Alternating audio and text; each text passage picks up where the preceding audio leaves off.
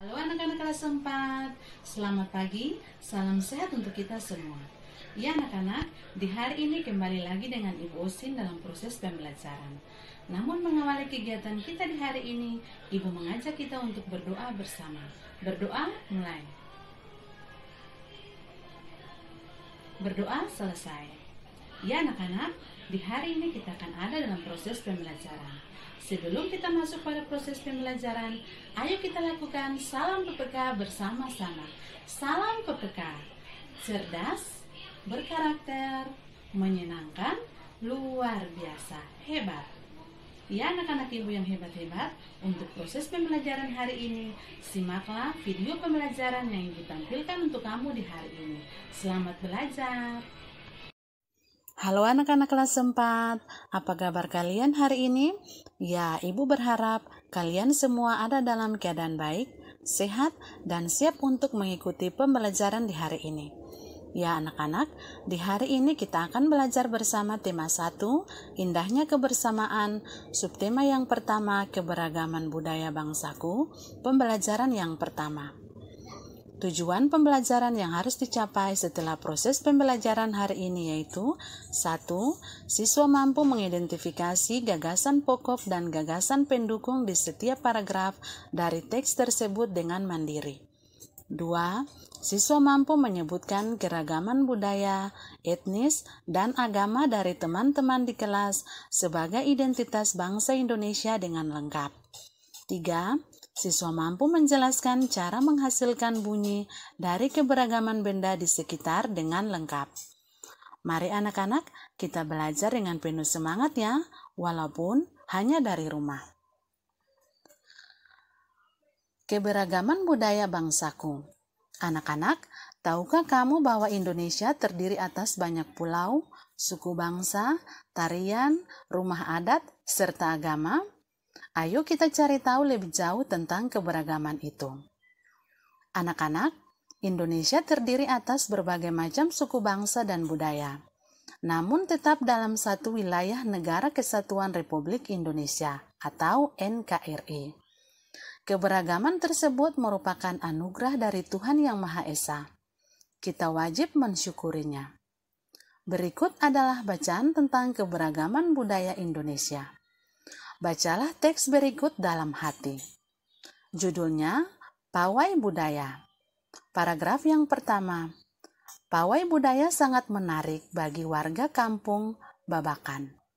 Pawai ini selalu menampilkan keragaman budaya Indonesia. Udin dan teman-teman tidak pernah bosan menanti rombongan pawai lewat. Tahun ini mereka datang ke alun-alun untuk melihat pawai tersebut. Kakek Udin pun terlihat sabar menanti. Terdengar suara gendang yang menandakan rombongan pawai semakin dekat. Paragraf yang kedua.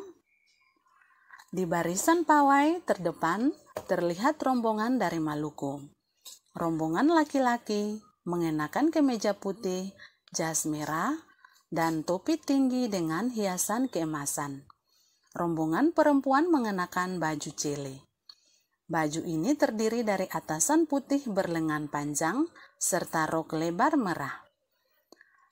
Langkah mereka diiringi oleh suara tifa, alat musik dari Maluku. Bunyinya seperti gendang, namun bentuknya lebih ramping dan panjang. Budaya Maluku sangat unik dan menarik. Paragraf yang ketiga. Budaya Bali terkenal karena bunyi musiknya yang berbeda. Rombongan dari Bali membunyikan alat musik daerahnya. Ceng-ceng namanya. Alat ini berbentuk seperti dua keping simbal yang terbuat dari logam. Nyaring bunyinya ketika kedua keping ini dipadukan. Paragraf yang keempat. Rombongan dari Bali diikuti oleh rombongan dari Toraja. Wanita Toraja memakai pakaian adat yang disebut baju poko. Rombongan laki-laki menggunakan pakaian adat yang disebut sepatalung buku. Rombongan Toraja membunyikan alat musik khas mereka, papompang namanya. Alat musik ini berupa suling bambu besar yang bentuknya seperti angklung. Unik bentuknya, unik pula bunyinya. Budaya Toraja sangat menarik untuk dipelajari. Paragraf yang kelima. Udin dan teman-teman senang melihat pawai budaya. Selalu ada hal baru yang mereka perhatikan setiap tahun. Pakaian adat dari berbagai suku di Indonesia selalu menyenangkan untuk diamati. Benar kata Ibu Udin, kebudayaan Indonesia memang sangat beragam, kaya dan mengagumkan. Anak-anak, setiap bacaan biasanya terdiri atas beberapa paragraf. Setiap paragraf memiliki gagasan pokok yang didukung oleh gagasan pendukung. Gagasan pokok adalah ide utama yang dibahas dalam suatu bacaan. Dapat berupa kalimat inti atau berupa pokok paragraf. Gagasan pendukung adalah uraian atau tambahan informasi untuk gagasan pokok. Anak-anak, sekarang bacalah paragraf kedua dan temukan gagasan pokok dan gagasan pendukungnya. Ya, kamu bisa berdiskusi bersama dengan anggota keluargamu. Sekarang, Ibu akan menjelaskan kalimat pokok atau gagasan pokok dan gagasan pendukung agar kamu bisa lebih mengerti lagi. Anak-anak, jadi pada paragraf kedua ada 7 kalimat. Kita akan cari tahu mana gagasan pokok dan mana gagasan pendukungnya. Ya, kalimat yang pertama pada paragraf kedua ini yaitu di barisan pawai terdepan terlihat rombongan dari Maluku. Kalimat yang kedua, rombongan laki-laki mengenakan kemeja putih, jas merah, dan topi tinggi dengan hiasan keemasan. Kalimat yang ketiga, rombongan perempuan mengenakan baju cele. Paragraf yang keempat, baju ini terdiri dari atasan putih berlengan panjang serta rok lebar merah. Kalimat yang kelima, langkah mereka diiringi oleh suara tifa, alat musik dari Maluku. Kalimat yang keenam, bunyinya seperti gendang, namun bentuknya lebih ramping dan panjang. Kalimat yang ketujuh, budaya Maluku sangat unik dan menarik. Anak-anak, pada kalimat yang pertama ini, di barisan pawai terdepan terlihat rombongan dari Maluku. Ini adalah gagasan pokok. Lalu, kalimat yang kedua, ketiga, keempat, kelima, keenam, dan ketujuh merupakan gagasan pendukungnya. Ya anak-anak, sekarang kamu perhatikan. Indonesia adalah negara yang sangat beragam budaya, agama, dan bahasa daerahnya. Sebagai warga negara yang baik, kita wajib menghargai keberagaman tersebut. Anak-anak, ini adalah contoh keragaman yang ada di Indonesia. Kita lihat seperti ini dari 34 provinsi dengan keberagaman mereka. Dari Nanggro Aceh Darussalam, ini dari Sumatera Utara. Yang ini dari Sumatera Barat. Ini dari Riau Pekanbaru, ada Kepulauan Riau, Jambi, Sumatera Selatan, Bengkulu, Lampung, DKI Jakarta, Jawa Barat, Banten, Jawa Tengah, Yogyakarta, Jawa Timur, Bali, Kalimantan Barat, Kalimantan Tengah, Kalimantan Selatan, Kalimantan Timur, Sulawesi Utara, Sulawesi Barat, Sulawesi Tengah, Sulawesi Tenggara, Sulawesi Selatan, Gorontalo, Maluku Utara, Papua Barat, Papua, Kalimantan Utara. Nah, anak-anak, itu tadi ciri khas yang ada di Indonesia. Kamu juga bisa bertanya kepada temanmu untuk mencari informasi tentang keberagaman suku bangsa yang ada di antara teman-temanmu. Anak-anak, setelah mendapatkan informasi tersebut, jawablah pertanyaan berikut. 1. Apakah kalian semua berasal dari daerah asal yang sama? Jelaskan. Ya, ada yang dari Jawa Tengah, Bali, dan lain-lain ya. Itu contohnya. Yang kedua, apakah kalian mempunyai ciri khas daerah yang sama? Jelaskan. Tidak ya anak-anak, ciri khas masing-masing daerah berbeda. Yang ketiga, bagaimana sikap yang seharusnya kalian tunjukkan terhadap perbedaan yang ada? Ya, tetap hidup rukun, saling menghargai, tidak mengejek ciri khas dari teman kita. Nah, anak-anak, sekarang perbedaan yang ada pada setiap daerah di Indonesia merupakan suatu anugerah dari Tuhan yang patut kita syukuri. Nah, sekarang tuliskan pada kolom berikut apa yang telah kamu lakukan untuk menghargai perbedaan yang ada. Nah, sikap menghargai keberagaman. Misalnya yang pertama, bermain bersama dengan teman yang berlainan agama. Yang kedua, tidak mengganggu teman yang berbeda agama sedang beribadah. Yang ketiga, tidak mengejek suku dan agama yang lain. Yang keempat, berteman dengan semua teman walaupun berbeda suku dan agama. Yang kelima, memberi kesempatan teman untuk beribadah. Kamu juga bisa menuliskan contoh-contoh sikap tidak menghargai keberagaman yang kamu ketahui.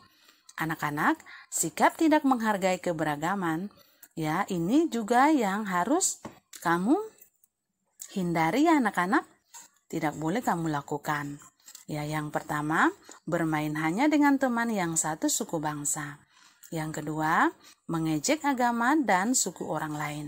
Yang ketiga, ya, hanya berteman dengan teman yang sama agama. Yang keempat, tidak memberi kesempatan teman untuk beribadah. Yang kelima, mengganggu teman yang sedang beribadah. Anak-anak, sebagai anak Indonesia, aku merasa bangga terhadap keberagaman yang ada. Menghargai perbedaan merupakan wujud dari semangat persatuan dan kesatuan. Anak-anak, selain kaya akan budaya, tarian, dan makanan khas daerah, Indonesia juga kaya akan jenis alat musik.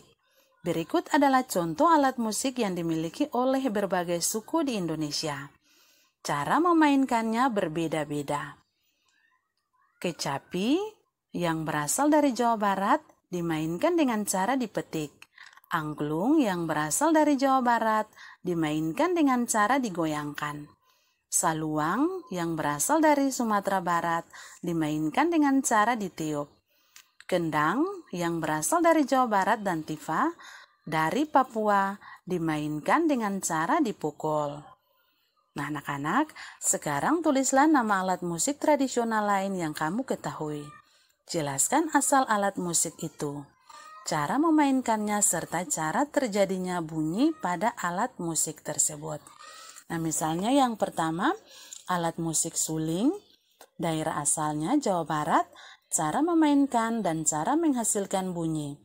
Alat tersebut dimainkan dengan cara ditiup sehingga menimbulkan getaran udara dalam suling. Getaran tersebut menghasilkan bunyi. Yang kedua, alat musik kecapi, daerah asal Jawa Barat, dimainkan dengan cara dipetik, ya. Yang dipetik bergetar dan menghasilkan bunyi. Ya anak-anak, senar yang dipetik bergetar dan menghasilkan bunyi. Yang berikut alat musik kendang, daerah asal Jawa Barat dan Jawa Tengah. Dimainkan dengan cara dipukul, bagian yang dipukul akan bergetar sehingga menghasilkan bunyi. Yang keempat, alat musik tifa, daerah asal Papua, dimainkan dengan cara dipukul bagian yang dipukul akan bergetar sehingga menghasilkan bunyi. Yang kelima, alat musik angklung, daerah asal Jawa Barat, dimainkan dengan cara digoyangkan, bagian dalam bambu bergetar sehingga menghasilkan bunyi. Anak-anak,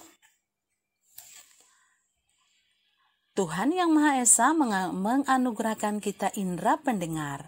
Melalui indera ini kita dapat mendengar dan menikmati hasil karya seni budaya yang beragam. Ayo kita cari tahu lebih lanjut tentang hal tersebut. Ya, anak-anak, segala macam bentuk bunyi berasal dari benda yang bergetar. Kamu juga perlu tahu bahwa getaran dari suatu benda akan mengakibatkan udara di sekitarnya bergetar. Getaran tersebut menimbulkan gelombang bunyi di udara. Benda-benda yang bergetar dan menghasilkan bunyi disebut sumber bunyi. Anak-anak, bunyi dapat merambat melalui benda padat, cair, dan gas. Akan tetapi, bunyi tidak dapat merambat pada ruang hampa udara. Ruang hampa adalah ruang yang tidak ada udaranya. Jadi kamu ingat, bunyi dapat merambat melalui benda padat, cair, dan gas. Ya, anak-anak, untuk tugas kamu lihat paragraf yang ketiga dan keempat, lalu tentukan gagasan pokok dan gagasan pendukungnya. Kerjakan sesuai dengan penjelasan yang telah Ibu berikan. Nah, anak-anak, demikianlah proses pembelajaran kita di hari ini. Semoga ilmu yang didapat di hari ini bermanfaat untuk kalian semua. Sampai kita bertemu pada proses pembelajaran selanjutnya. Tuhan memberkati. Anak, demikianlah proses pembelajaran kita di hari ini.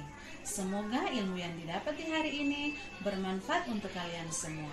Ingat protokol kesehatan dengan selalu menjaga kesehatan diri dengan cara rajin berdoa, rajin memakai masker, rajin cuci tangan, dan selalu menjaga jarak. Sampai kita bertemu pada proses pembelajaran selanjutnya. Tabea.